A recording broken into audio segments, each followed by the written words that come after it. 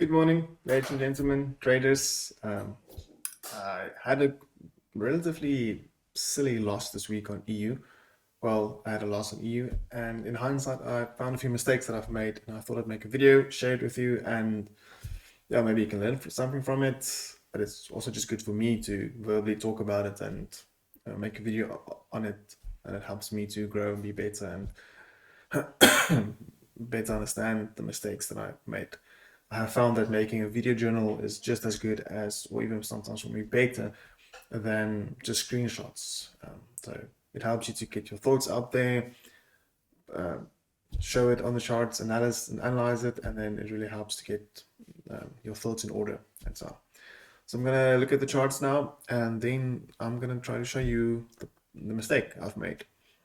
And there's some things that I've also discovered that I've kind of want to show and put out there. But that is going to be for the community that I'm in. So I can't put everything on YouTube, but I'm going to put as much as possible. And then you are welcome to join our community and grow with all the other traders and yeah, see where we go from there. Okay, so this is EU, euro dollar. So the trade that I'm referring to is over here. Took a sell over there. So I'm first, now it looks ridiculous looking for a sell, but I'm gonna just play it back. I'm gonna try to share with you and show you what led up to me taking the sell and why I thought it's gonna be a good sell. Well, basically we all think or often think that after a big push towards the upside, we need to see a pullback retracement. And that's kind of what I was hoping for, a pullback, and then maybe something in the longs of going back down to these lows. That was kind of the idea that I had going into this trade. Then you kind of have to, how I trade, you need to see, look to the left, do we have anything there that can signify or tell us that okay, price is going to reject that area and then push lower, and maybe then only continue towards the upside. So looking at this area on the 1 hour, I would classify this candle, would have classified as my supply zone, order block zone, what do you want to call it. But it was difficult to find one candle in this whole range that would be a good candle to use. So often what I would use is just the previous buy before the sell. So there we have buying, and then we have a sell-off. So that's also an indication of supply and demand, where we have this big buy and then the sell-off afterwards. Even though this sell-off was not as strong, so that was the one thing that even before the trade, I was not convinced in taking the sell too much because of this weak sell-off after the buy towards the upside. So we had a weak sell-off, but anyway, usually 50% is then where I would look to take the short. And again, we have that there as well. We tapped into it and we saw some rejection. Then another thing that I'm looking at is on the lower time frame. So let's have a look over here. On the lower time frames, I want to see where price is unbalanced or unmitigated. So if you do not know what that means, we go into more depth in the course. But basically, price usually when price is moving, we have push, pullback, push, pullback, push, pullback. So this happens on all the time frames. So now when you see this and price comes back towards an area where it originated from, we call that mitigations. So that means price is moving in a nice formation. When price moves rapidly, we know that price will eventually return back to that area where it originated from, and then see a continuation down. So that's the whole premises of mitigations and what I look at in a nutshell. There's much more, but just in a nutshell.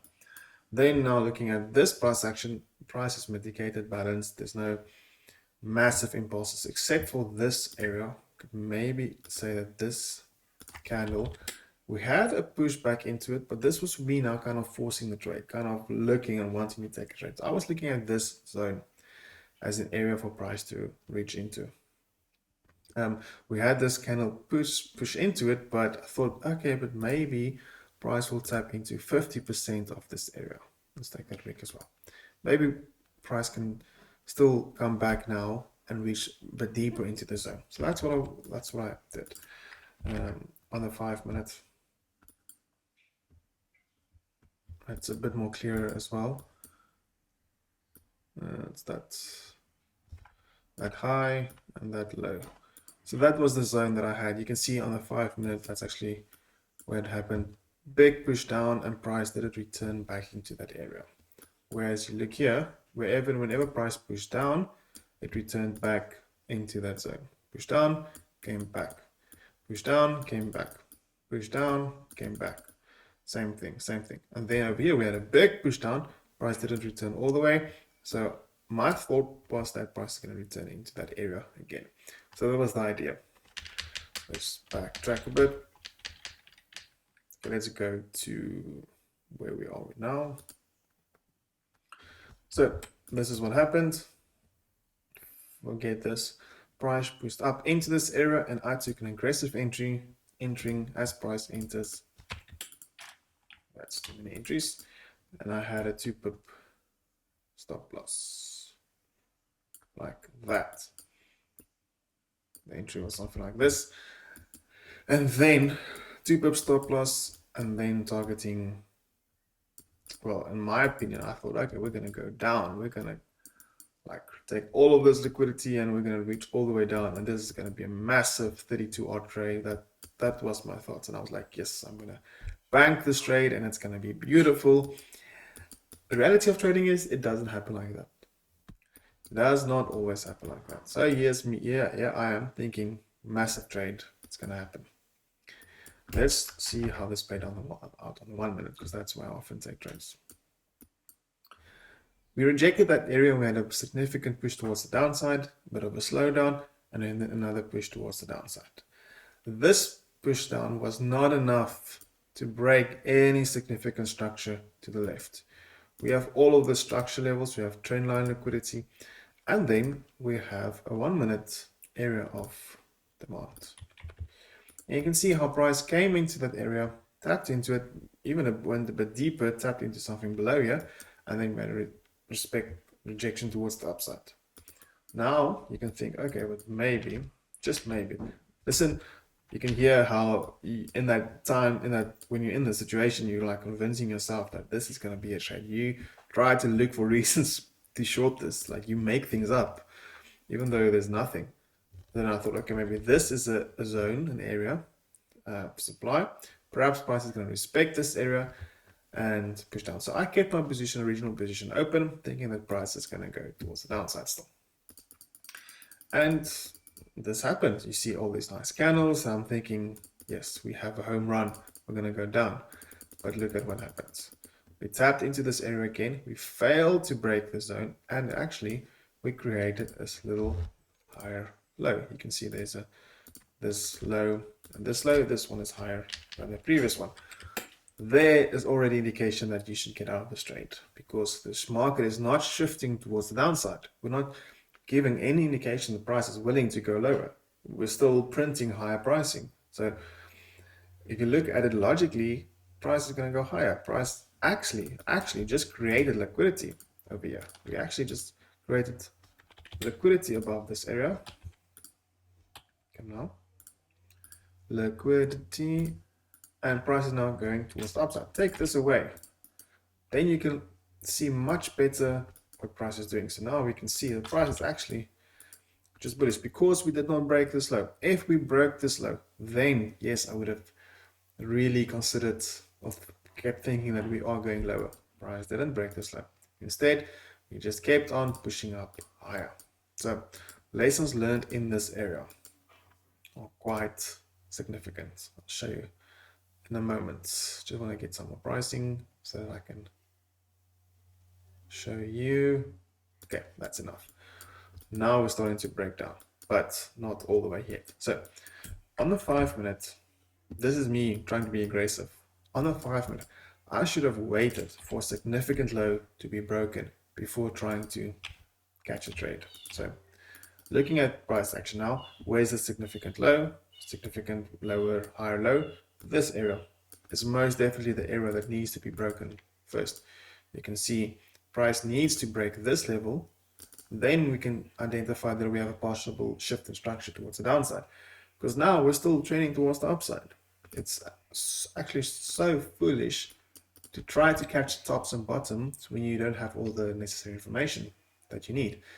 We could have no idea that price is going to reject you and just push up. So this is actually more of a risk gamble trade when you take trades like this, because you hope and think that perhaps the price is going to move towards the downside. I'm not saying that's always like that. I'm saying that in my case, that's me. You can be different. You have your own things going on in your head, but that's often my mistake, trying to catch tops and bottoms without really having clear evidence that it might be the top or bottom in that trade. So let's see what happened here. So price started consolidating, Asian session and whatnot.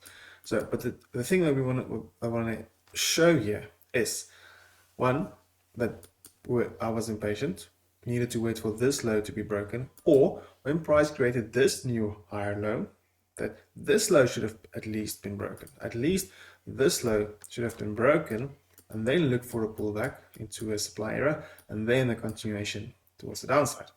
We didn't see that, except we actually just created a double bottom, sorry, actually on the lower time frames it's a higher low, and then a push towards the upside, breaking structure again, indicating that we have stronger bullish presence. Last thing that I want to show is on this side, something that I failed to take into account. I was stuck looking at this range, stuck looking at all of this price action. So I was so much focused on this price action, but I did not for one moment consider what we have here at the top. So up here we can clearly see we have a few areas as well. Even though this area has been, I would say, mitigated already with this week, there was still reason for price to return or react from this area. We have a lot of imbalance left here. For those that don't know imbalance, Google it, you'll find the answers. But you can see in this space between that week and that week, there was only selling pressure, only selling going on. Of course, we can see that by just the bearish candle. There was no wicks in this area indicating buying, so it was one-sided. So we say it was imbalanced, and we say that we need to be balanced. Price needs to balance this price area again.